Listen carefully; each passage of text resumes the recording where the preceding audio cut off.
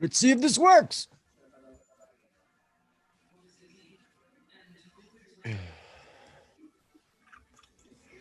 That camera looks really good, man.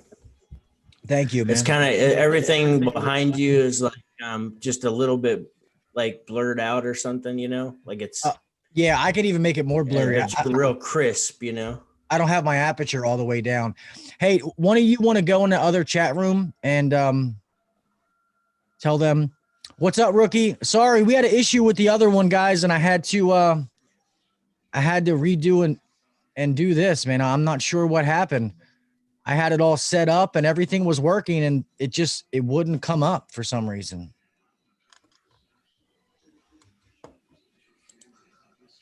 Here, matter of fact, I can go. That one. Yeah, I can go in.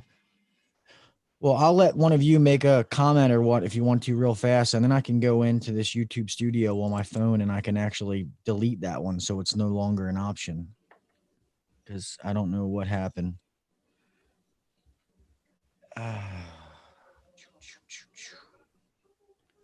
Definitely not going. Still waiting. Yeah, it's just weird. I don't understand it.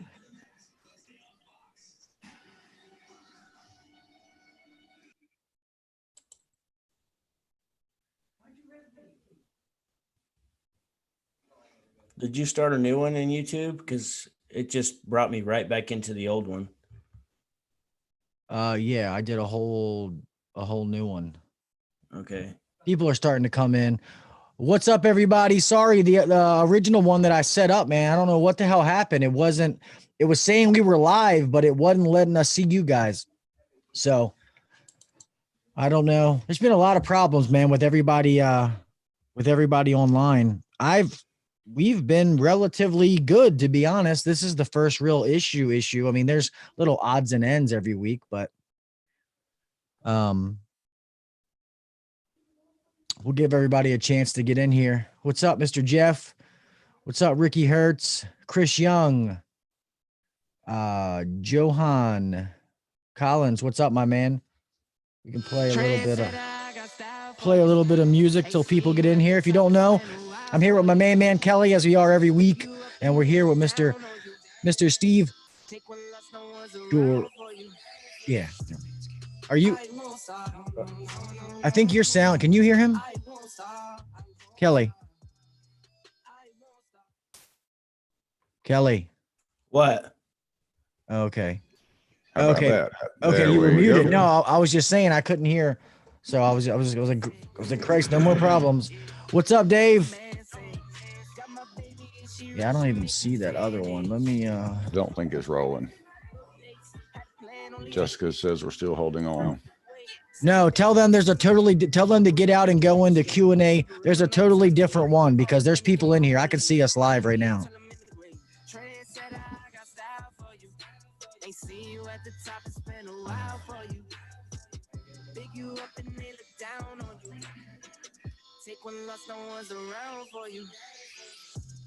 Can I hear what? What? Talking to me? I feel like I'm hearing two different recordings or something. It's weird. It's probably you need to turn your sound off too, though. Let me see is my sound off. Yeah, mine's muted. Yeah, they need to be this other one. I'm going to go in and Everybody needs to reboot. No, they're just in the wrong stream. Tell them they need to get out, and there's one that's going to say, it says live now. They need to go into that one because the other one's not working. I'm going to go in and try to delete that one right now. Everybody, if you're out there watching, I apologize. There's a bunch of people in another stream. I'm just trying to get you guys all in the same place. I really apologize. I don't know what the fuck happened tonight with all this shit.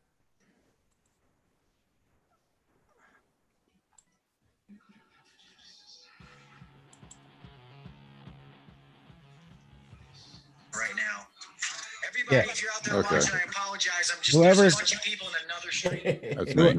Okay, I was gonna say I'm not sure who that is, but all right. So I'm gonna take that other one and make it unlisted, so they shouldn't be able to see that other one anymore.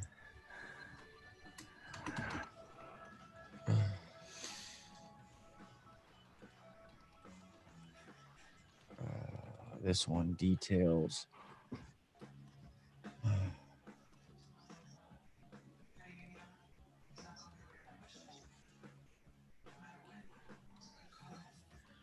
Let me change the thumbnail.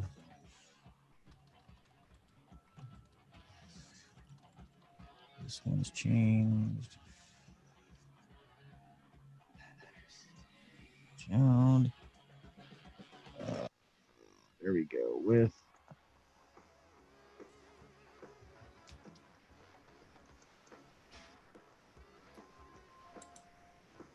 how do you spell your last name, Mr. Steve? Domansky.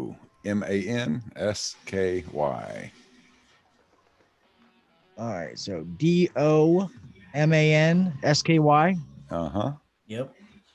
All righty. I'm going to save this. So the other one should be gone and we should be updated now. So everybody should be in this one. All right. Everybody here? Am I seeing? Yes, everybody's here. All right. All right. Let's turn this shit off and start this live stream. Finally. It's all Mr. Steve's fault, just so everybody knows. I'm just kidding. Just kidding.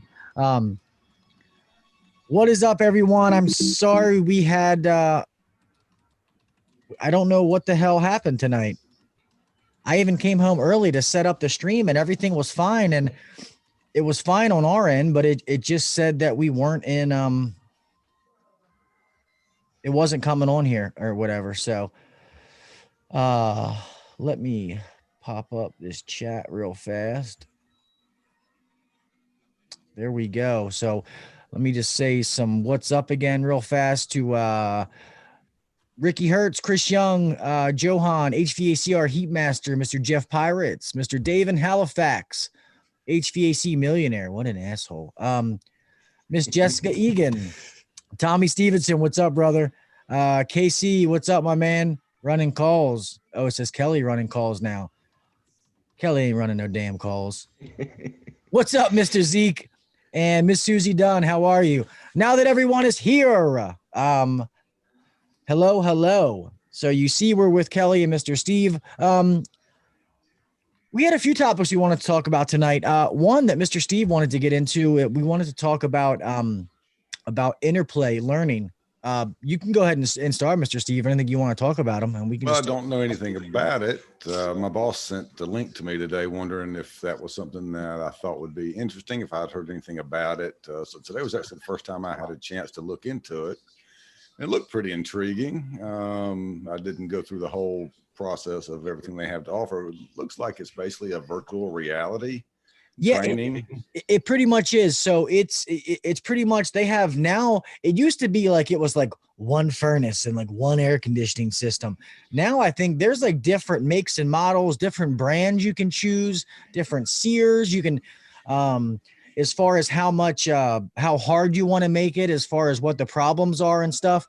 But you can go on for your guys and you can list certain problems, like it's a contactor issue, it's a compressor, it's a high pressure switch failure, and they have to go through the steps to find it. So it really does help you learn the theory. Like, I really like it. I love what Interplay has done. Like I said, when they first came out, I was like, this is kind of cheesy, but they really kind of taken to the next level. Have you been able to try it before? Yeah, I have. You did? Yeah, not recently. Maybe like a year ago, and it was better than it was when it first came out, but not as good as it is now. So, Is it a platform where the techs can like be on a job and contact a senior technician and get talked through it, like a virtual reality, almost FaceTime kind of deal? No, Interplay is more like really, it's like you give your guys lessons, they go home and they learn on it. So, and I think you only get so many chances to get it wrong. And then You know, I think it kind of guides you in the direction, like learning the theory. As far as like I've heard people, there's what's called XOI technologies, which that's different. That's not like interactive learning like Interplay. That is like putting resources into the technician's hands, as far as that's the FaceTime and the videos and giving you all the documentation and all that kind of stuff. It's two totally different kind of things. One is learning and one is like when you're stuck trying to help you get through it. But XOI Technologies, me and Kelly, when we interviewed Aaron from there, the CEO, they you got to have somebody in your company that makes all those videos, though, that makes all the content. Didn't he say like you got to make like your own content inside the company? It's not like pre-recorded stuff, right?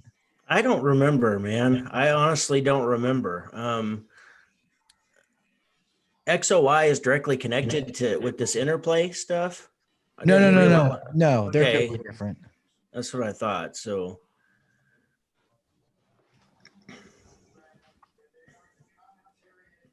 yeah, I think Daniel Caswell says it's like an HVAC video game. It is. It is. That's kind of what it is. Yeah. Yeah, I looked at it right quick. It looked like they showed a guy that had the virtual reality glasses on and he's Yeah. moving around and I think you can do it that touching way. probes. But what's good about it is that's something that, you know, we always want to have in training for our guys inside the class. Like we always want to do in-house training as far as sit at the table, we discuss different topics.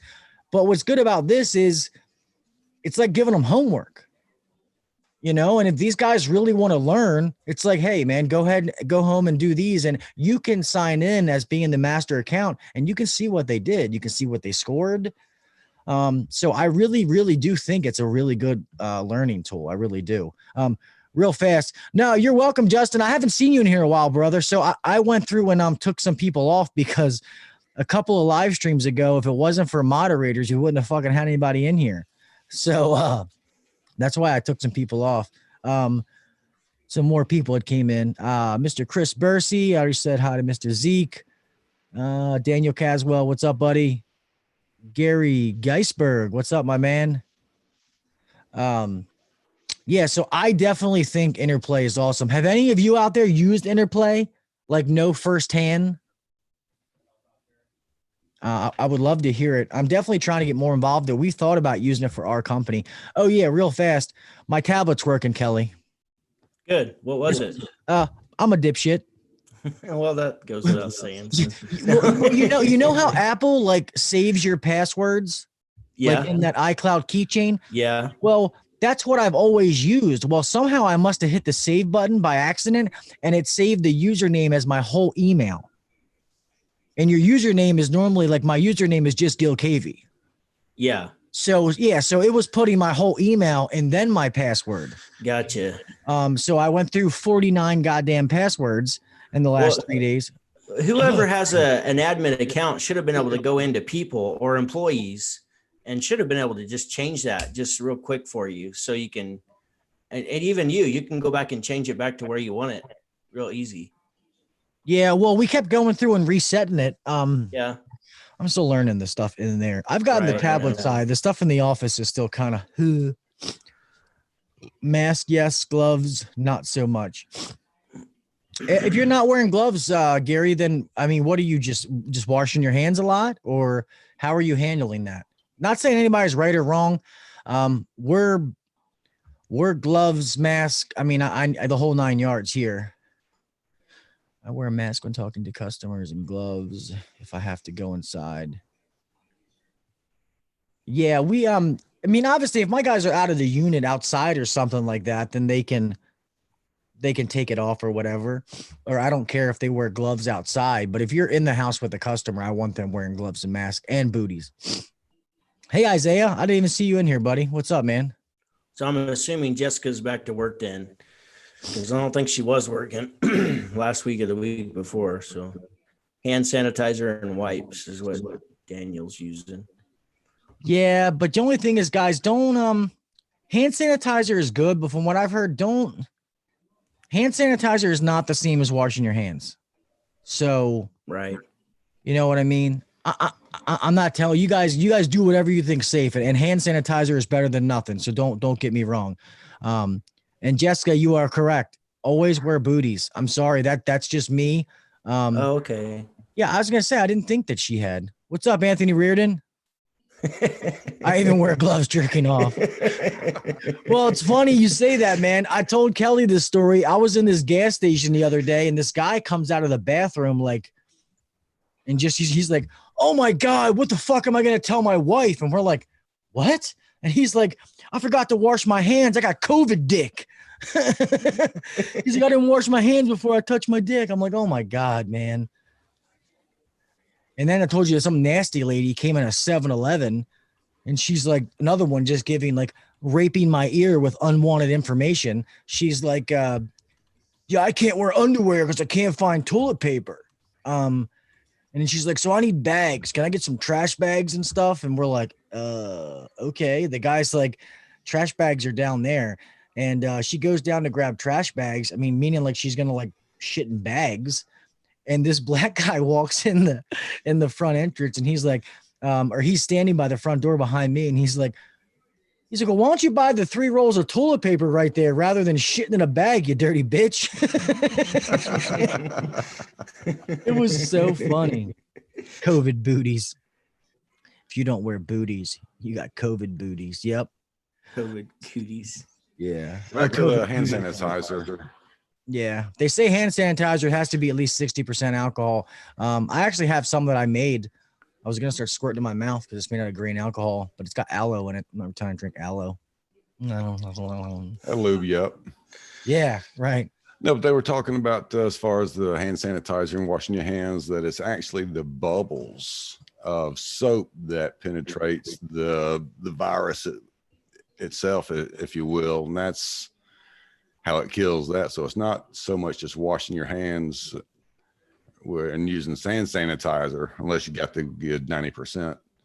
But it's actually the bubbles from soap that's what's destroying that if it's on your hands. So, and I've heard that from a couple different sources. No, I've never heard that. I think there's all kind of new things. As long as you're taking some kind of precautions, that's really all we can, that's all we can do if people are taking something. Obviously, I would have to ship it to you, but if any of you are in need of mask, I do have a connection to some N95 mask. I'm just letting you know that they are, and this is the same thing I'm charging. You can ask Kelly. I mean, same thing I'm paying for it.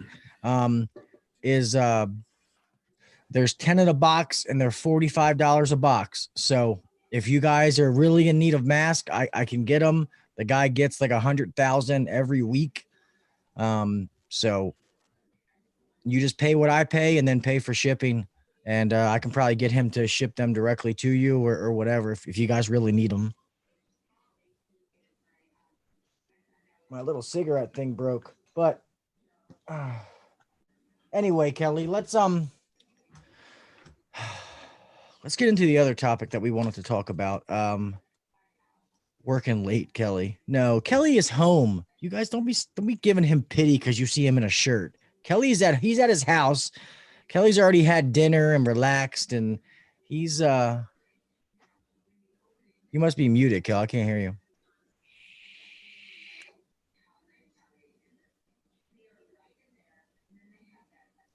Nope.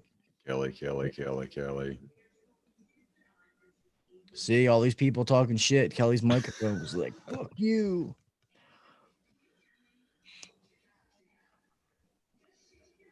Yeah, if you want masks, that's fine, Johan. Email me. As long as you don't live in like bumfuck Egypt. But I can give your information to to the guy who has them, and and maybe he can email or mail them directly to you, or if not, I can try to do it. But yeah. Can you hear me now? Yep. There you go. Yep. Hey, Gil, let me ask you, are you guys reusing the masks? Or are they till they get like dirty, or every call they get a brand new one? What are y'all doing on those? No, I wish I could. I mean, these N95 masks should be in probably Thursday or Friday. And I bought 6 boxes of them. So I'm going to give those, I'm going to have them like right now. I have like the normal, like medical kind, and I'm leaving it up to the technician's discretion. I gave them what I had, and a lot of them are like, we were able to get some cases like Lysol and Lysol wipes and stuff. So a lot of them are wearing it, Lysol on it before and after every call. And they're wearing that one as long as they can until it's like dirty, dingy, and then they throw it away and use another one. So they still have some left. I mean, I wish that I could give them a new one every call, but it's just not possible. I can't get masks that fast. So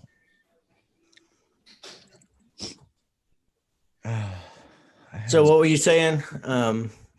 What were you saying? What do you want to talk about? Let's talk about something. Oh yeah, what the topic that you said that you wanted to talk about. Okay. You want to get us into there? Hold on, let me see if Yeah. Hold on. Yeah, that doesn't work. You motherfucker, you son of a bitch. It's not working. I figure we just talk about how you explain your repair to the customer. Because I'm sure we all do it differently, and I'm sure that we could all learn from each other. Yeah. Doesn't matter who. You guys want me to go first? I'll get a. Okay. I'll go on a run capacitor.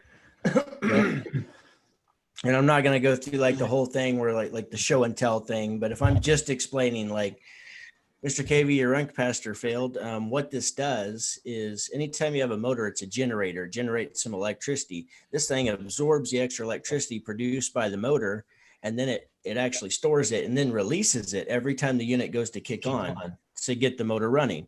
So, yours is supposed to be rated at 55 microfarad. That's just how we test it with our meters.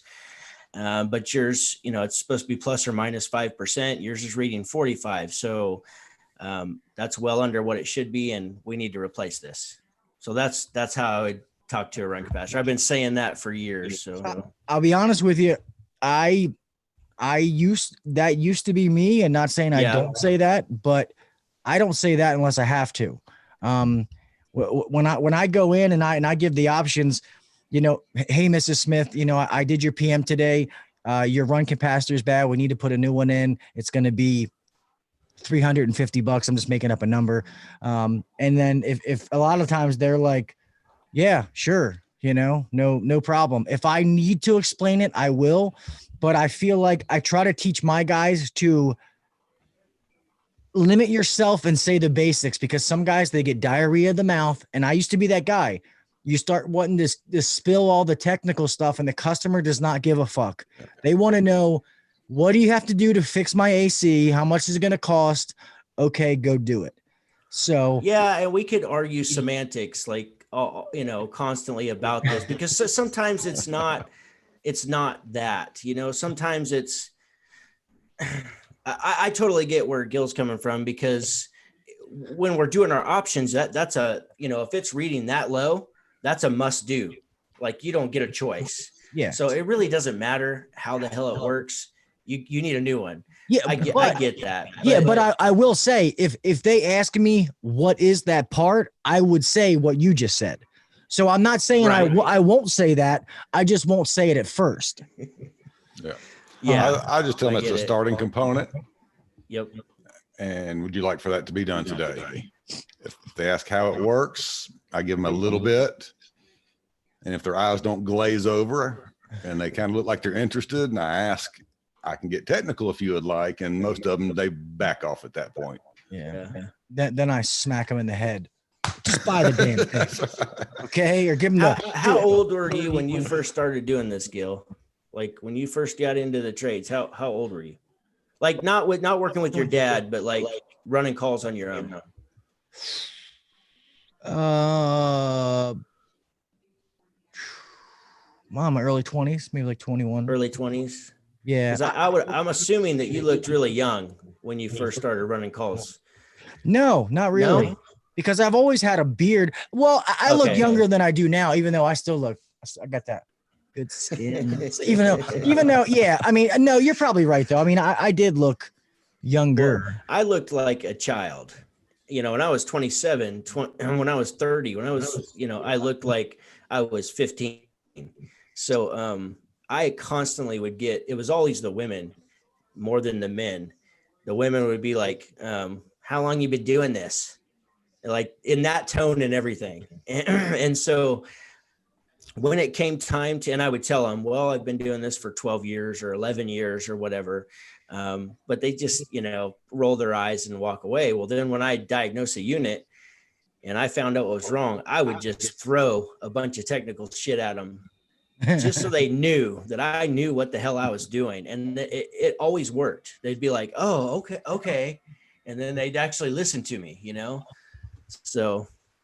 Yeah, I'd walk in and demand the room. Listen here, bitch. Okay. Yeah. Your fucking capacitor's bad. You need a hard start. All right. Yeah. We need to put 2 pounds of R22 in there, and I'm going to put leak seal in there. It doesn't fucking work, but I'm going to put it anyway, and you're going to be $250 for it. All right. Total, it's going to be $1,275. Where's your wallet? No, to be honest, I never really, I know, maybe I don't remember. I don't really have the best memory. I'm like, I remember last week. But I don't remember having that much of an issue with that and to be honest, be straight up honest, when I first got into this trade, I was probably high half the time. So maybe they did say it and I just don't remember, or I was too busy rummaging through their medicine cabinet or something. But I know people do have that issue. I saw Texas is in here. I do agree, guys. When you guys are out there giving calls, I guess I haven't really read all the comments, but do you guys keep it short and sweet and then go in to try to give more information? Do you guys just, kind of break it down from the beginning? And also, are you guys giving options? I'm telling you guys, if you want to increase your average ticket, give options, give honest options. Okay. Honest options. And don't worry, we're going to get into sales here in a little bit. I know my buddies, Ralph and Zach have been talking about sales and high pressure sales. And I've talked to Zach. I might try to get on one of their shows with them and talk about that. Cause it's a topic that I would love to talk about, because I think a lot of people make assumptions about the word salesman, but we'll get into that in a little bit.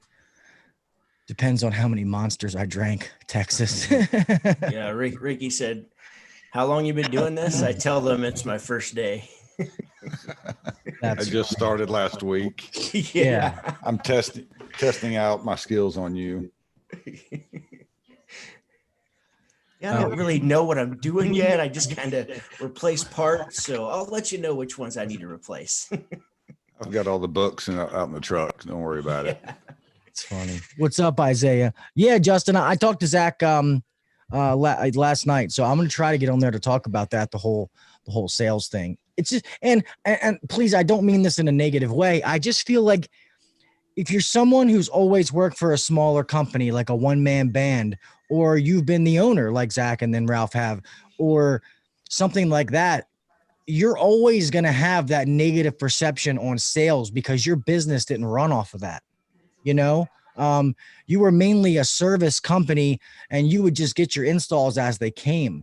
But once you get a little bit of volume in your company, installs is the lifeblood of your company. So that's when selling becomes to a different level, and you can do it honestly. I do it every day. And I honestly tell people, I don't sell a fucking thing. I just give people options and let them pick what they want. That's really what I do. I'm just there to educate them. I'm there to answer their questions, and actually take the time. When I go in and do like any kind of new system call, I'm there for like 2-3 hours sometimes. I mean, I rip the goddamn unit apart. I show them what's going on with their other system. Cause I don't think it's a cookie cutter. I don't think you walk into a system sale and it's like, oh, okay, it's got a 90 plus, 80,000 BTU furnace and they got a 3-ton AC. Let me go write some options up. No, that's to me. That's why I'm good at what I do. Cause that's not what I do. I don't just pick some options and give it to them. I customize everything. I look at the ductwork. I take everything apart. Even if it's summertime, I'm looking at heat exchangers because I want to see everything. I want to know if I need to enlarge this return. Look at the ductwork. Hey, you got 2 runs that are horrible. There's no point in spending yada, yada on a new system if we don't do this. I look at everything, and that's how I get some of the higher tickets, being honest. I'm just telling them what they have. And a lot of people are like, oh shit, I knew it was bad. I didn't know it was that bad, and they appreciate and they thank you for it. And then when we get done and my guys make this thing look like a pretty penny, the customers are happy. So it's just, I just think people think salesmen and they think like the 1980s used car salesman. And I hate to break it to you, we're all fucking salesmen. If you change a contactor, you change a capacitor, guess what? You're a salesman. A sale just took place. And if you guys didn't listen to the last podcast with Mr. Randy Cope, is that how you say it, Cope? Yeah, Cope.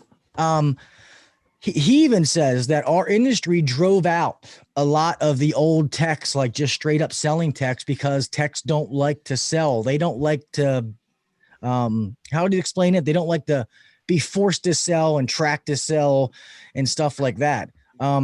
Yeah, they like to fix things. So yeah, so a lot of times it's really just being honest, man. I am a Christian man. My dad taught me this trade.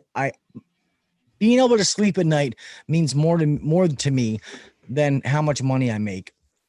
I think it's more about integrity and laziness.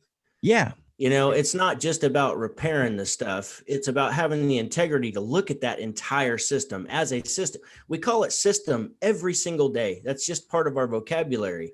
We say, I got to go, do a clean and check on a 2-system house or whatever. We use the word system. Well, it's a system. It's not just an air conditioner. And in order for the system to function properly, you got to have the proper airflow. You got to have you got to have the temperature drop. You got to have the superheat, the subcooling. You got to have a clean condenser. You got to have all the motors oiled. Like, it's a system. Yeah. So, well, they say our job as a technician is every time we go out that you want to make that system as close to the day it came out of the box as possible. Granted, we can't always do that. It's not always, the customer doesn't always have the means to do that, but that doesn't mean you don't offer it. And me and Kelly have said this a million times in different podcasts. Even if a customer cannot afford to do a particular service that has to be done, you still offer it. Okay. Let them say no to it.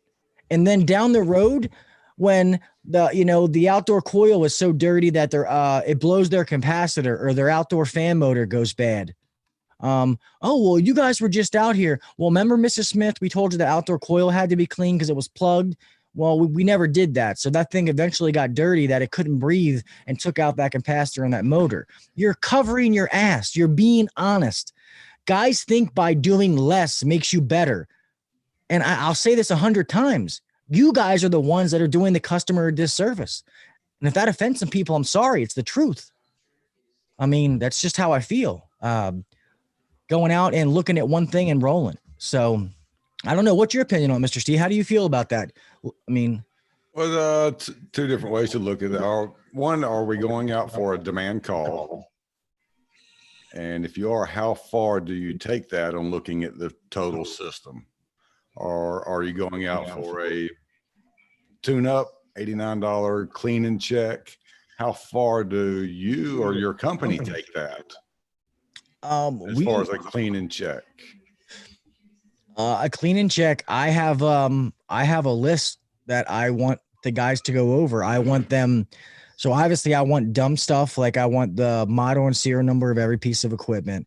I want all the capacitors checked, all the electrical components checked. amperage of motors. I want all the wires to be tightened. Make sure all the panels are on straight. You take out 5 screws. Hey, guess how many screws you put back in? 5. Ding, ding, ding. Okay. Don't be that guy who takes out 5, puts in 4. Then eventually you go back out and there's fucking 1 screw holding the panel on. Yeah, I go through. I am okay with when it comes to PMs or cleaning checks doing non-evasive ones as far as taking your temperature splits and the temperature of your refrigerant lines and stuff like that. And if everything checks out okay, not actually putting gauges on it. I only let a couple of guys do that because some of my younger guys don't know what they're doing. But to me, if you go in there and everything checks out and you have an 18 to 22 temperature split, I don't necessarily think you have to put your gauges on it. That's just me. Because some guys start to go on a rabbit hole. But yeah, to me, if we're putting our hands on the unit and we're now liable, I want them to check the whole kit and caboodle. Are you cleaning condenser coils on a cleaning check first time out? No, we are not. Are you cleaning blower wheels, pulling and looking at evaporators with a scope or? Yes. So I want to look at I want to look at everything, blower wheels, coils, but on we don't call ours cleaning checks because we're not technically, if it's just like brushing a blower motor, then yeah, that's fine. But if I have to do any chemicals or pull that out, there's a charge for it. It's just heavily, if they're a service contract customer, it's either no charge or it's heavily discounted. But yeah, see all that, this goes right back to what we were talking about earlier on documenting everything, recommending everything, going back to the dirty condenser coil. Yeah. How many times do we go out to that one customer? It's been 5 years since my system's been looked at. I know it's going to be hot. Come take a look at my system. I want to make sure it's going to last another 10 years. Ma'am, your coil needs to be clean. Blower starting to accumulate some. She got the purple filter in there. You make all these recommendations. She calls you back 3 weeks later, 4 weeks later when it's 92 degrees and the run cap's gone. Well, and here it comes. Y'all were just out here. So documenting everything, giving them the option to take care of their equipment, getting it back up to brand new. It is, I use this all the time. It's like you cannot put your car that does not operate properly on the back of a tow truck, take it to Tune Up Clinic and get a $39 tune up and say, oh, by the way, it doesn't work. Yeah. I need 4 tires, wheels, an engine, a transmission. Yeah, no, it's, guys, you have to, for one, you got to be thorough in your job. Okay. And when you start out, and all my guys know this, that's why I have a set procedure that I want all them to do. I used to let them do it in their own roundabout order, but then I changed that because I always said I want us to be like McDonald's. So I have trained them that I want. Have you set up your checklist in Service Titan? Yeah. Did you what format did you go with? I'm just curious. Because I've got like a red, yellow, green, or they just got like a checkbox. There's different options you can pick from. No, ours, we have it where, so some things they have to fill it in and some things are check boxes. Okay. Gotcha. Whether it's like, did you blow out the drain? Yes or no. Has the drain been blown out in the last 60 days? Yes or no. And then some things, but I do make it where they have to complete that or they can't finish their ticket. Right. Is that how you do yours? Yeah. I got to get mine set up still. So, man, anyhow, I don't want to get off topic here, but they run through this shit so fast that we're just trying to keep up, It's hard, man. You launch in 5 weeks. Are you kidding me? Yeah, it's crazy. If you guys don't know what we're talking about, me and Kelly both use Service Titan. I love it. I think it's a great program. Does everything imaginable. Sometimes I think it does too much. And it's learning it. It doesn't do too much, but learning it and the onboarding process and stuff like that is definitely, it's hard. But it's an amazing program. But like we always tell everybody, we are affiliated with Thermogrid. And you guys always know I'm honest with you. So you guys know that we're using Service Titan. I do think Service Titan is the best on the market, hands down. But if money is an issue for you and you can't spend what, Service Titan cost, or you're not getting any kind of dealer incentives towards a CRM, I do highly suggest that you check out ThermoGrid, because I do think it's a very good program for the cost. And it does a lot of things. I think it does more than some of the other ones do. It does some things that Service Titan doesn't do. I just demoed it like 2 weeks or 3. I don't know how many weeks it's been. 4 weeks ago, I demoed it. It's impressive. Like, it's super impressive. It's like an hour and a half long presentation. Yeah. And it was created by an HVAC tech. If you guys are interested, let me know. I got a special link that you guys can go to and get a discount because you're affiliated with us. It's very good. If you're looking for something, you're on a budget and you want a really good CRM, I highly recommend ThermoGrid. One thing that I learned, I'm still in the process. Service Titan is a bitch. ThermoGrid actually, because Service Titan, when you finish an invoice and you batch it, then it goes to your QuickBooks. And if you may have any changes, you change it in Service Titan, and then it constantly talks to QuickBooks, or whenever you signal it to. Where ThermoGrid, the way I understood it, it goes back and forth. You could change something in QuickBooks and it'll turn around and change it in ThermoGrid, and that's awesome. Like, Service Titan has got to get that feature. Yeah. Sorry, real fast. Good night, Jessica. Good night, Jeff. Sorry if I missed you guys. Have a good night. Appreciate you guys being here.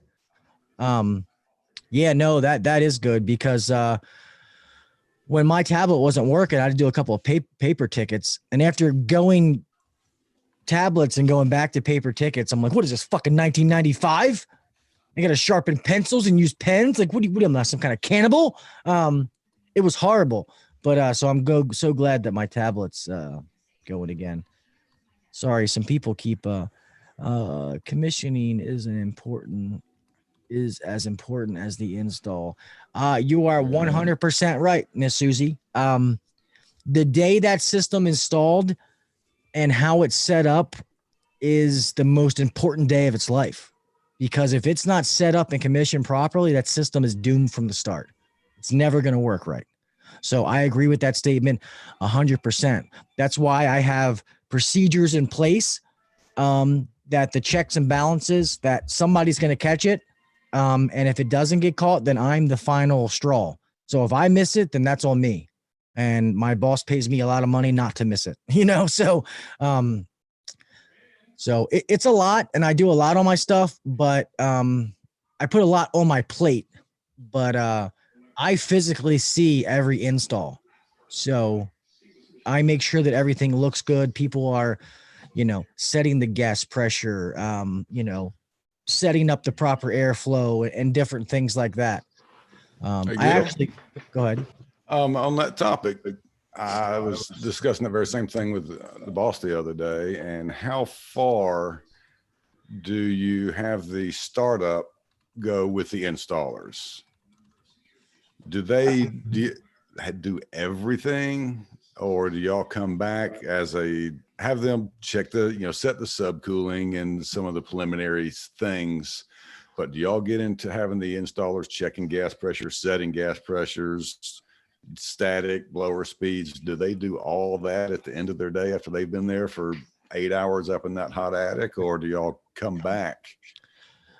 Yes, but it's based on call to call, depending on the application. If we have to go back and do it, I'm fine with that. But most of that should be done. And I'm going to be honest with you. Most of these installs that they get shouldn't take them 8 hours. if it took you 8 hours to do it, something went wrong. My installers are pretty good as far as being efficient and stuff like that. And it's based on the install teams. Like quite a few of my install teams, out of the groups, one of them was a service tech or is a service minded guy. So they know how to do a lot of that stuff. So now for the most part, they do it all. I don't have to worry about it. But if it was a hard job and they say, hey, Gil, it's been a long day, everything's running, but I still have to come back, especially if it's like summertime, I still have to come back and set the gas pressure, just double check static pressure and do this. I'm fine with that. And normally I'll meet them out there, the next day. I'm fine with doing that. But I don't want somebody just oh, it's been 8 hours, man, I'm going to go home. Yeah, no, fuck that. That doesn't fly. I work late. You work late, homie. That's how that works. And my guys don't ever bitch because they know I don't ask them to do anything that I don't do myself. So my guys, they check gas pressure and they do everything. Set the blower speed, check temperature drop, we've got like kind of a checklist that they go through, and then they're to bring the customer to the furnace and walk through the checklist with them, and then they have the customer sign off when they're done, just to make sure that the customer's happy that they've been walked through and the operation and everything. So, and it's the same way. Most of the time the guys are done if it's a rough one where they got to run, 30 foot of pipe and 2 pipe, a 95% or something. And it's a difficult installation for whatever reason. Like, it may take them, they may have to go back the next day, but the majority of the time they're done. It may be a full 8 hours on something like that, but majority of things, most of the time they're done about 6 hours. Yeah. Well, I'm lucky when it comes to installs. Out of my 3 install teams that I employ, and then the 2 subcontractors, they're all some seasoned vets mixed in there. Like, my 2 best teams, the 2 of my best teams that I employ, and probably both of the subcontractors, which I don't always use, I can give them 2 heat pump systems in a day, and they'll bang them both out, like, flawless. Yeah.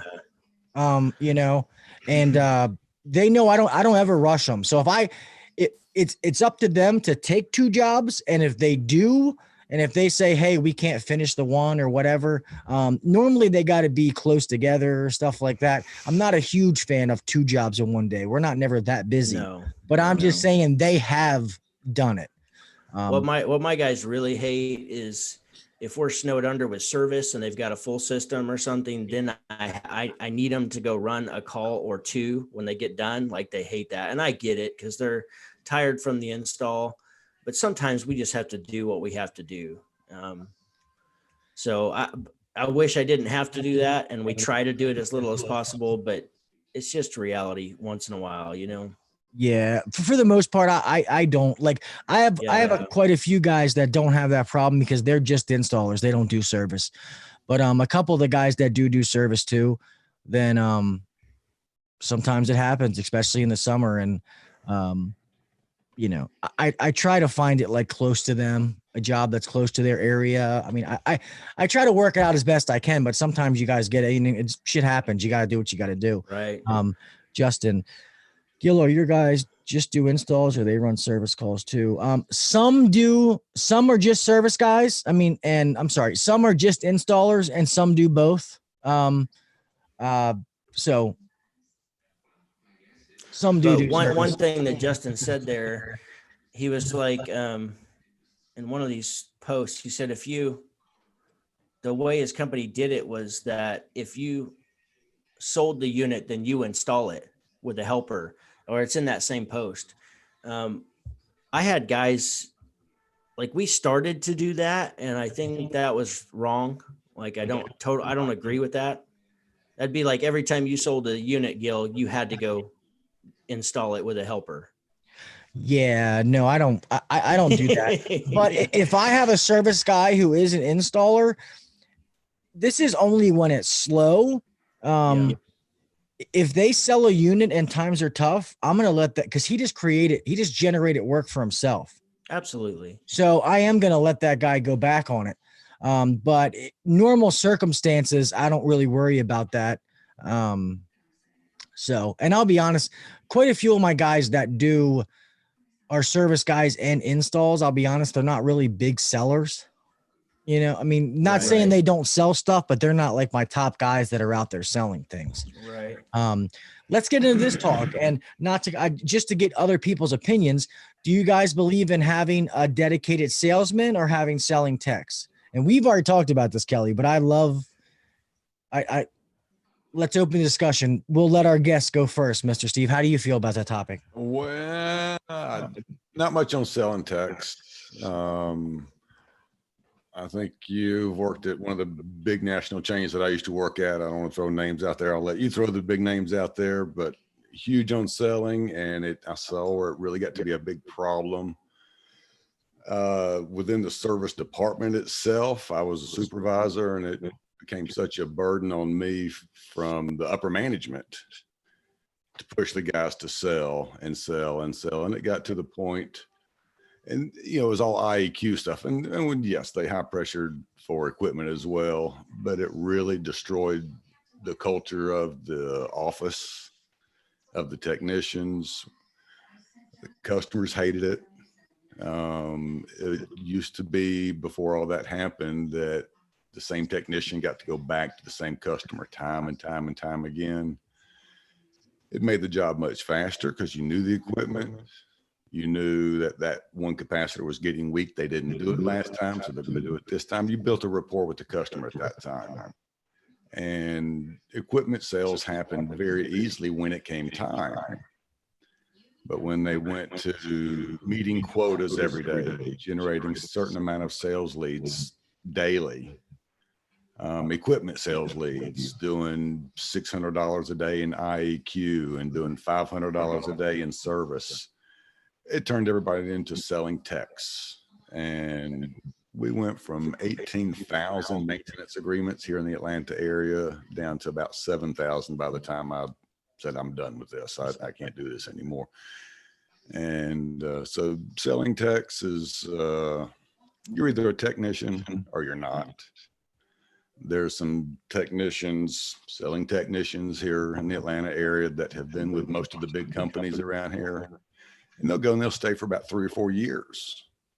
And they say, I've sold all I can there. I have to move on. And a couple of them have come around through the company that I work at, putting in an application, and boss says, this guy, he mentioned your name. It's like, yeah, here's the numbers he did. He says, I don't need that. We don't need that. So it can hurt you. It helps a company, but it can hurt a tech if they keep that up long enough, in my opinion, because the word gets out. If that's the kind of employee that a company's looking for, more power to them. But I've seen a lot of companies get bad raps because of that. Once again, and I'll let you go, Kel. It's me and Kelly have talked about this till we're blue in the face. It's all about how you do it. I'm not a huge fan of straight up salesmen. Me and my boss are the only two people that you could consider at all a salesman, but we've both been techs. We're technical savvy. We understand how a system works. We didn't come from, fucking Giant Food, and now we're an HVAC salesman, where I was selling, carpet cleaners or something. To me, I like the fact of a selling tech if they want to sell. Okay.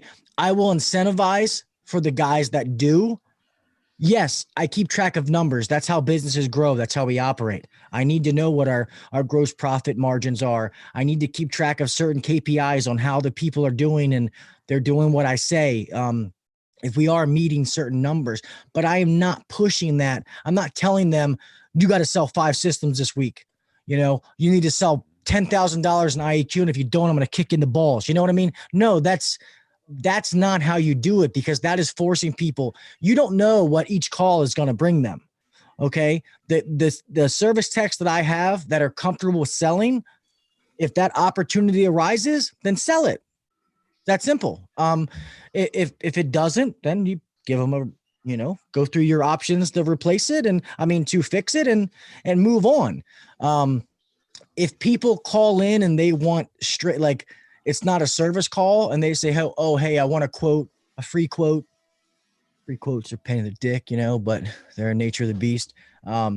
If you want, I want a free quote. Normally me or my boss goes out and does that though. But I like the selling text. But me and Kelly have talked, and we'll get Kelly's opinion. I didn't mean to go that far, Kelly. But No, you're good. we know a lot of companies are doing this, the salesman, and they're working. Seems to be the bigger and the more successful companies, like all the ones that I've seen, they all have salesmen, and they do tech. The techs turn over the leads. But as far as so my question is, Steve, would be, were those techs on pure commission, or they just get like a bonus or a commission for when they did sell? Were they an hourly wage, or they just pure commission? I worked with quite a few of them when I was with that company for a long time, and they were straight hourly. If you sold a MERV 16 filter media, you get $50 if you upsold that. A UV light, you get $100. So we had some things. Thermostat, you get $25 if they sold a thermostat. They had a list of items that you could get some kickbacks on. And of course, equipment, I think, was 2% or 3%, depending upon the efficiency that got put in. But when it came to equipment, they did not sell that. They turned that over to the professional salesman who would go and upsell it. So, and then if the job sold, they got something for that, $100 or something. Yeah, you get like $25 just for the lead itself. Okay. Or $25 for every lead that generated into a consultation. And then they get like 3% of, if it was a standard, I think you got 2%, all the way up to 4% if it was the full blown everything. Right. And they were very good talkers. And if it was just a dirty evaporator coil that you could clean in place, it was a full system, 12 years old and nothing wrong with it. But they would go in and take the triangle off the coil and show them the growth that was in there. And to me, this all comes back to training. It's training. It's being honest. Well, I think as long as you are giving them the option to clean the coil, or, then I don't see any problem with that. But if you're telling them, look at this, this is awful. Like, we need to get this out of your house. We need to get you, let me figure up some numbers and give you a price for a new one. Then that's wrong. I think they should always have the option if it makes sense. Yes. It has to make sense, but I totally get the sales technician. I get, because what you described there, I know Gil's company operates a lot like that, Steve, and I know our company operates like that, a lot like that. So if it's done right, yeah, if it's done right, without a doubt. Yeah, it's all about how the company is run and how you work at your the atmosphere you've built there. But if I'm pressuring guys, I need more sales out of you. Got to get the numbers up, man. Got to do this, and you're forcing guys like me and you talked on the phone, Mr. Steve, and Kelly knows this. When I worked for that big company around here, I know guys that worked in the service calls that never took their fucking tool bags. They had no intention, not one iota intention of fixing that unit. They were going in to sell it. And if the sale didn't work, then they would fix it. But to me, that is the atmosphere you built at your company, and the guys are a result of leadership. That's right. Bad leadership. That's to me. So you can be, really, it doesn't matter. You can be a selling tech or a salesman, whatever you do, as long as you have good leadership and they're doing it the right way, it doesn't fucking matter. So. Yeah.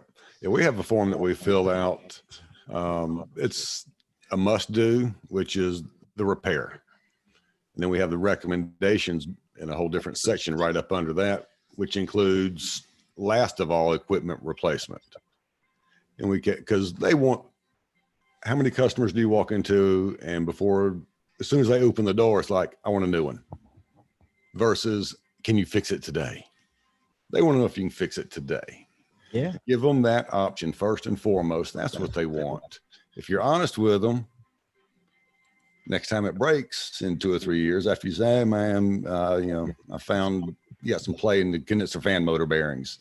Expect that to go out, but your contactor was your problem today. and get you up and running for a couple $100, and we'll see you when it fails. I can replace the motor today if you like. Get that ordered up. Or it is 13 years old. If it lasts another 2 or 3 years, it's going to be 15 years old. It's going to be time to replace in a couple of years anyway. They like that kind of honesty. They're going to come back. You're going to get the sale. Yeah. I mean, I have some customers that, I'm honest and I know that, but some of these people, I could walk in there and tell them anything and they do it. Mm-hmm. And I know that I have that power over them, but I also have a conscience that I would never use that in a negative way. I just wouldn't. Have you ever had a good relationship with a client, and maybe they didn't buy a maintenance agreement 1 year or something, then you wind up coming back and they have a different system in their house? Has that ever happened to either one of you guys? All the time. Yeah. All the time. So I'm not trying to beat you up, Steve. I'm just saying that they will not always go with you. I'm telling you, like, customers don't give a damn when they have that offer that pops into their mailbox or in their email, or they see a commercial that's just like a killer offer. They will dump you like a bad habit all day long, every day. We care.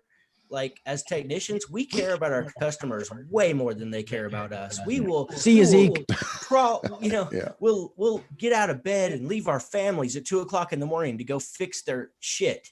And when it comes to like time to replace it, I'm telling you, I've learned this just the hard way, that they just don't care. And it's all about, it's like anybody. And this is just honesty here. It's who's the most important to the customer. It's them, just like everybody. Like, you are the most important person to take care of when it comes to it's yourself, so it's like customers are going to do exactly they think is best for them. It doesn't matter. It just doesn't matter. You can argue. I'll argue it all day. And you're right. And that definitely happens, but that's also a different type of customer though, because dude, I've had customers that I've replaced. I've been here long enough that I replaced 2 systems from them. They've never gotten another price. And majority. I've had that too, Gil. I've had that too. I'm not saying they don't exist. Yeah, but I just feel like the people you're talking about is a smaller percentage versus a big. Are there those people? Yes, 100%. There are those people, but I think that there is more people that versus service contract customers that are loyal to you. As long as you've built value in your service contract, you do a good job. Your price isn't like, $10,000 more than the next guy, like we've talked. But yeah, there is sometimes, to me, if we've done our job when it comes time to replace the system, hopefully they don't get another price, but we all know that that's not always the case. Hopefully not, but so many times. Unfortunately, it happens all the time. They'll go with somebody else. So it's strictly a case of, back to the selling technician. I think it's the repair companies who only focus on just fixing it, polishing a turd, just like Gary Gleisberg says, like polishing a turd. Those companies, they do not survive. They may just barely squeeze enough by to survive, but they never thrive. They're never able to hire better technicians or get better uniforms and better trucks and grow the company and get paid what we deserve to be paid for getting up for leaving our houses at 10 o'clock or on Christmas Day to go help somebody. Who goes to bed at 2 and wakes up at 5:30. Right. Yeah. Chris Young said the same thing. How often do you repair the same turd year after year, same options year after year? They never do it. I just understand the mentality behind, and this is fairly new to me. It's stuff that I'm learning. But I 100% understand the mentality behind a replacement culture. It's because it's the difference between just surviving and squeezing by or thriving as a company. And you don't have to be, there's a line that could be crossed there, but you don't have to cross it. You know, it's just as long as you do the right thing always and just offer it. It's like you said, Steve, with your option, like at least that equipment is on there as an option. So at least they could see, okay, well, there's what a new one would cost versus my $800 repair or whatever it is, you know. That's the key, I think. As long as you're honest, you give them the options, then you just let them choose. There's really no sales involved, you know? Yeah. We've always taken on the motto of don't spend the customer's money. Give them the option where they can spend it, but don't say, here's what you have to do. I mean, our comfort advisors, consultants go to these customers and said, you're the second guy out here. The company I've been using forever said, it's against the law to put refrigerant in my system. We're all residential. We're not dealing with the big boys. We're just strictly residential. And there's companies out there that, and we know it, that's happening. It's illegal to put R22 in your system anymore. Oh no. Yeah. And we can't get it anymore. You can't buy R22. So you're 3 ounces low. I need to sell you a $35,000 system, 14 SEER. Okay, let's do it. We just remind them that there is a certain ad on YouTube that they all see. Have you seen that ad on YouTube every time you go to watch a video? We can buy that stuff for you. Yeah. If I ever like got rich, I want to buy YouTube ads and just make fun of those people. I just want to be out in like some shitty neighborhood in Baltimore and be like, hey man, you ever want to get rich and make money? Well, I'm going to teach you how to sell crack. Motherfucker, 7 days, I'm going to teach you how to sell crack like a bowler. You know what I mean? I bought this ad so you can have a couple of minutes of peace without somebody trying to sell you something. Yeah, I think a lot of things, it's like anything. It's just how you do it and how you carry yourself.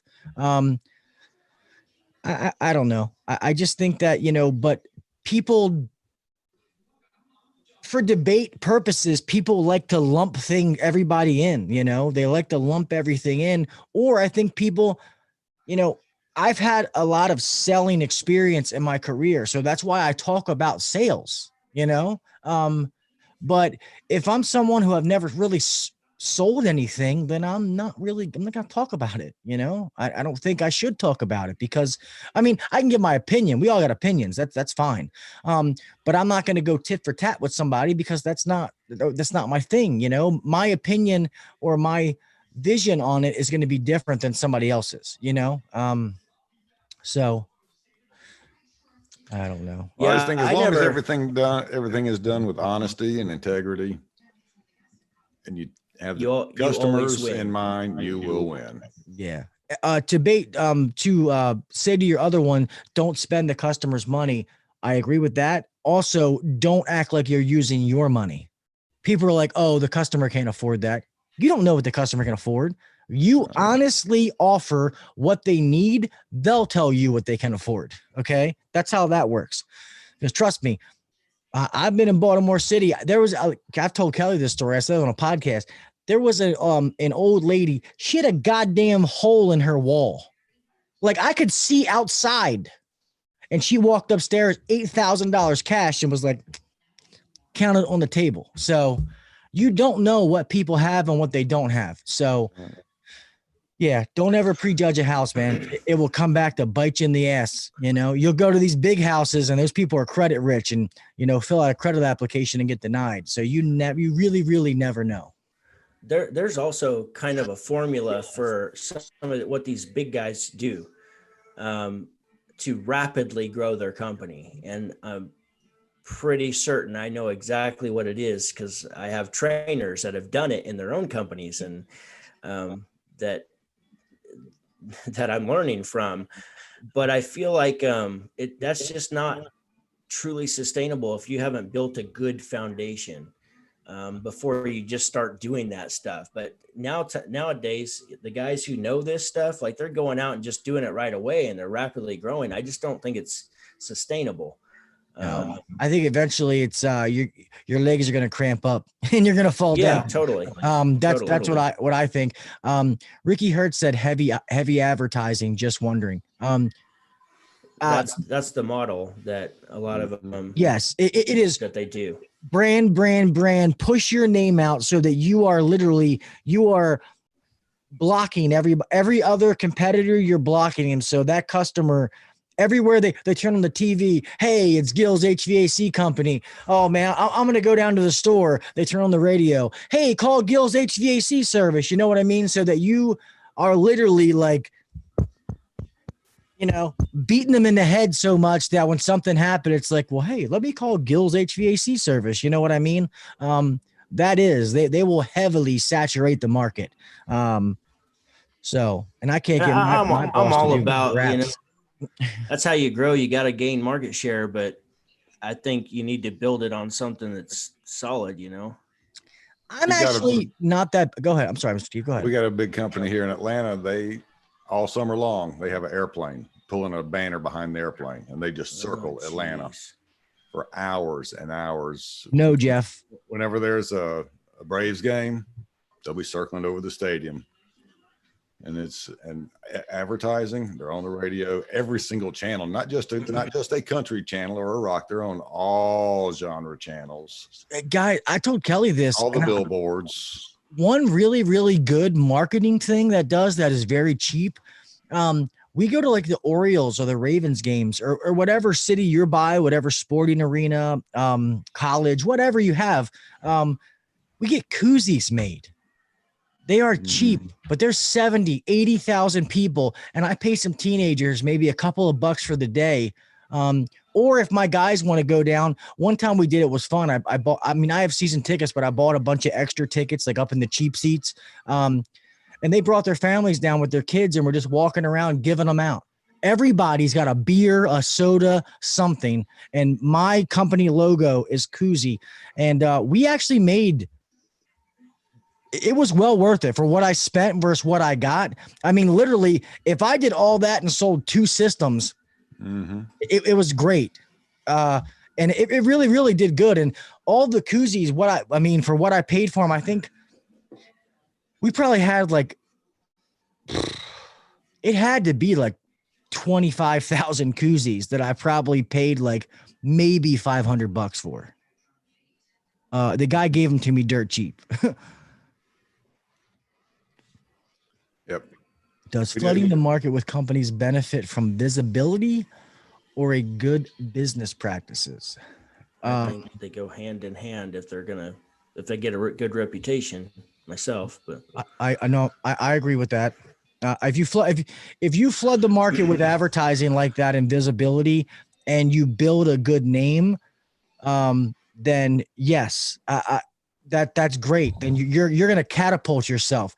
But what I think happens, and a lot of big companies around here, so I'm just speaking about the ones that I've seen or worked for, is they spend so much in advertising. They're constantly getting the new customer. They don't care if they piss off these 5 customers because they got enough new ones to kind of replace them. So they don't do good business practices because they know, oh, hey, you don't want to pay that. Oh, you don't like our price. Fuck you. That's fine. I got, a whole nother schedule full tomorrow of new people I'm going to get. So if you can do it that way, awesome. Sad part is most of the time, that's not the way it happens. If you don't, listen to our podcast we did where it's ethics versus profits, and you'll get my opinion on that whole thing and Kelly's opinion. I'm sorry. Well, we do the podcast, so obviously it's both of our opinions. Duh. Gil's is the only one that matters. So yeah, we don't listen to Kelly. From now on, I mute Kelly throughout the whole podcast where you just see. Right. No. So, yeah. There was a number a couple of years ago, and since you're in manager, you may know, but it was something like it cost a company $1,800, $2,000 just to get a new customer through advertising and things of that nature. That was back before the internet and all this stuff. But yes, it's expensive to gain a customer. I don't know if it's that much. Well, this is back when you had to pay, yellow pages, and you had to use newspapers and all that. I'm sure it's much cheaper now. I would probably say maybe 300 to 500 every time the phone rings. You gotta capitalize on that call between all the marketing money you spent and everything it takes to answer that phone. Yeah. The koozies. Yeah, Yep, exactly. yep. The hats, the shirts. Yeah. See, and Kelly knows, I mean, there is never, like we always say, there's never a second chance to make a first impression. Right. Well, what we fail to realize is the first impression is the first time they call in. They don't talk to the technician, they talk to the people in the office. So I know Kelly does it and we do it. We go over training, teaching those girls how to answer that call, how to track that call. We categorize our calls as far as who I'm going to give it to. If it's some of the questions they ask, how old's your system? Do you know what kind of system you have? Is it electric? Is it gas? And some people don't know, but you're still trying to get information. Oh, this thing, I know it's been in there at least 20 years. It's when we bought the house in 95 and it was in here then. Well, guess what? I'm going to sell that guy that I know is a good tech. He can convert on those calls. He's going to give them the best options. He's going to make the most of that call. So, and here's another thing is the majority of the time, if you know how old that system is when you go, the majority of the time, the best communicators are also some of the best technicians. I don't know if that's always that way, but that's the way I've seen it. Yes. Rat it out. They The have the gift of most gab. experience. They've just because they've had the practice with customers. So stop talking about me. I'm here. I'm right here, guys. Jesus. So, but damn, this is a good conversation. We're already at 12:30. I hope you guys like my new cam review. Looking all clear. Now I gotta put makeup and shit on. You guys can see all the wrinkles. Finally got there. he's already wearing makeup. Don't let him. Yeah. Gil, did they get to see I know we had a problem getting started this evening. Did everybody get to see your children? I don't know. Did a lot of you in here earlier? Did you get to see my daughters in the other? Well, no, they didn't because that was in the other one. So you got to bring them on next time. He's got the cutest little daughters. Yeah, thank you, Unbelievable. Mr. Steve. I appreciate. I'm sure they look like his wife because we all see. Yeah, they definitely say. So, they're really cute. They're not his. Yeah, that goddamn mailman. Goddamn mailman. Yes, Chris Young, that is USMC. Semper Fi. Yeah, we I had my daughters down here earlier, and when we had the hiccup, I had to get to go upstairs because they were pressing every goddamn button, and daddy your lap, blah blah blah. So it was just got to be too much. But I know a couple of people have asked to see my daughters, so I'll bring them on again next week. I'll just plan out a little better. I'm not sure what happened tonight, but I'm gonna bounce, guys. Yeah, well, it's cool. Take a shower. It's getting late, so yeah, I could smell your ass through the phone. So definitely, please do that. But yeah, we're gonna get off here. So thank you guys for coming on here. Sorry about the technical difficulties before. Thank Kelly as always, my partner in crime, for coming on. Thank you, Mr. Steve. I appreciate you coming on with us. My pleasure, Gil. Thank you. You're welcome. And we actually have some things in the work, guys, where we're gonna start having a live stream. The details aren't ironed out, so I'm not going to say anything set in stone, but it's going to be technical based, where it's going to be me and some people where we're just going to talk technical, and we'll see how you guys like that, and we'll figure out the semantics. But you guys have a good night, man. Stay safe. Don't do anything I wouldn't do, and we'll talk with you mofos next week, all right? See ya.